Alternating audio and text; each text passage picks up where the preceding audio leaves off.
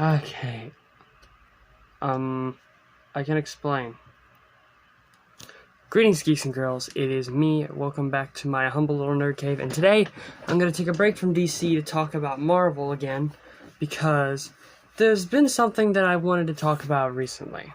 You see, I recently got my Twitter handle back, which you can follow me at with JamesMikeSoul30. Just go look up JamesMikeSoul30 in the hotbar, and I should show up. Look for the green heart and the clown.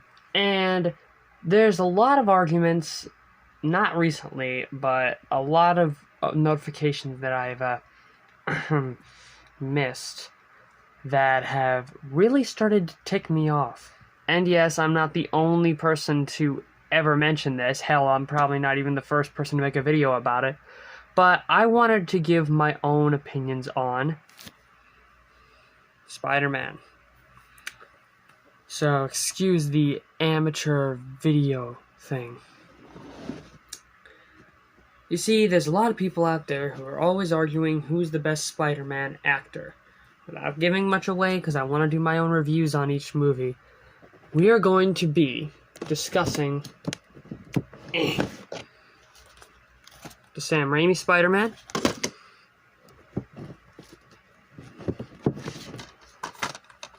the Andrew Garfield Spider-Man, and the Tom Holland Spider-Man. Not individually. I'm going through all of them in one go here. I like all of them. They are not all the perfect Spider-Man, and there is no such thing as a perfect Spider-Man adaptation. Actually, there is. His name is Josh Keaton.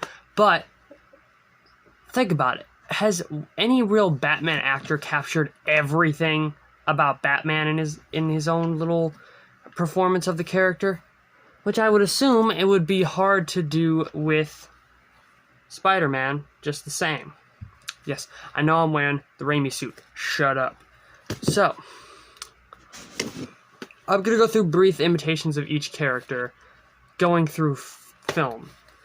Peter Parker in the Raimi films, played by Tobey Maguire, he is a dork, very shy, the basic bookworm, can't talk to girls, nerd stereotype. But when he puts on the costume, he doesn't talk a lot, but he's still able to be that kick-butt superhero that we all know, love, and want to be one day.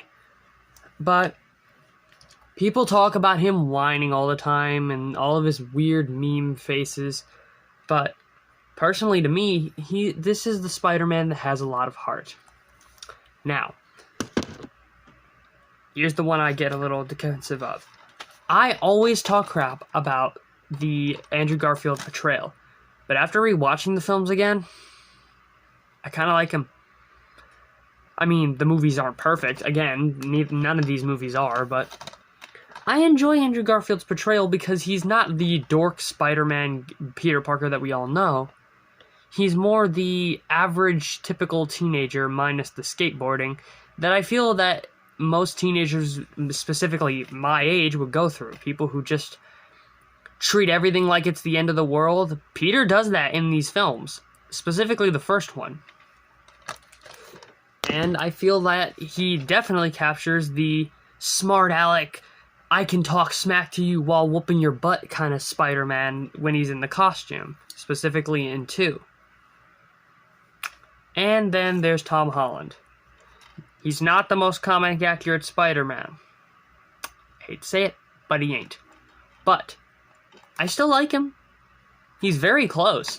He's able to be the dorky teenage kid who's in high school and gets picked on a lot and has a crush on girls and all that stuff. But when he puts on the costume, he can have his awkward moments, but at the same time, he's still able to do that wisecracking awesomeness. And even though he doesn't have Uncle Ben to work with, well, he's got his own father figure that worked with him, and I think that it really did help him and make him interesting and cool. Because I personally think that even though, while he has his moments of being a little, Far From Home proved to me that he can play a really good comic-accurate Spider-Man. So, all I can say, basically, is that people who are arguing that oh, the Raimi movies are too really corny. Oh, the Amazing movies make so many wrong choices. Oh, the Holland movies is the best version. Oh, the Holland films are just so stupid because he's a young little kid and he doesn't know any better. If you have any wrong issues with these films, that's fine. But don't compare them. They're all different in their own way. The same way all Batman actors are different. Christian Bale, I think, nailed the heart of Batman, yet he talked like he had throat cancer.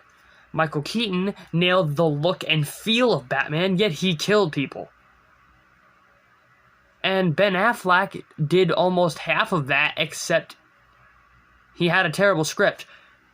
All of those actors tried their best and did good. It's just that they didn't capture the character as a whole because that's hard to do, especially in live action. When you have to worry about a script that's being written for you, the director and how he wants you to act, and on top of how you portray the character within the film. Most people blame you if you screw up. Case in point, check out Sam Raimi's Spider-Man 3. Yeah. Basically, I just think we should stop all this spider-on-spider crime, and we should all just learn that anybody can wear the mask. It only matters with what you do with it. So I'm glad you guys could stick with me in my footy pajamas talking about Spider-Man movies. I am going to be reviewing the Amazing films. I'm going to be reviewing Homecoming. Now, next video is definitely going to be Batman Returns. I promise. I just really wanted to get this out because I really, really, really am tired of this stuff. And, you know, it's not like there's a bunch of other people out there. It's not like there's a bunch of other like another comic book character by Marvel that currently has a bunch of people acting crazy about him because that he is really popular and they've turned him into practically a meme fodder. But that's probably a topic for another day, and you guys can probably prove me wrong on that. Either way, I hope you guys enjoyed this. Leave a like if you did, subscribe and all that jazz, and I will see you guys next time. Take it easy, geeks and girls.